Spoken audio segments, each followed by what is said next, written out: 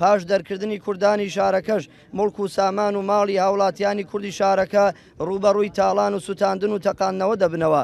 ئەمەش گەڕانەوەی ئاوارەکان ئەستەم دەکا. هەر لێرەوەش ئاماژە بە ئامارە سەرەتایەکانی زیانە گیانی و مادیەکان دەکەین. یەکەم 15 کوژرا و 28 بریندار و 5 بێسەر و بێشوێن. دووهەم سوتاندنی زیاتر لە 250 دوکان و خان و باڵەخانە. سێهەم تەقانەوەی 80 خان و باڵەخانە. چوارەم بەتاڵانبردنی سەروەت و سامانی هاوڵاتیانی کوردی ئەو شارە. بۆیە داواکانی لەلایەنی پەیوەندیدار بە جێبەجێکردنی ئەم خاڵانەی لای خوارەوە. یەکەم ئاساییکردنەوەی بارودۆخی شارەکە. دووهەم زەمینە سازی و دروستکردنی متمانە بۆ گەڕانەوەی تەواوی ئاوارەکان.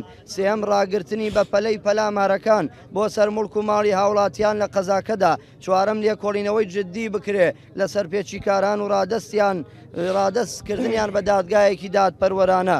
پێنجەم دەرچوونی حەشدی شعبی و هەموو میلیشایەک لەو قەزایەدا و هەروەها جێگیرکردنی هێزێکی هاوبەش لە هەموو نەتەوەکان لە قەزاکەدا. شەشەم قەرەبووکردنەوەی سەرجەم زیان لێکەوتوان.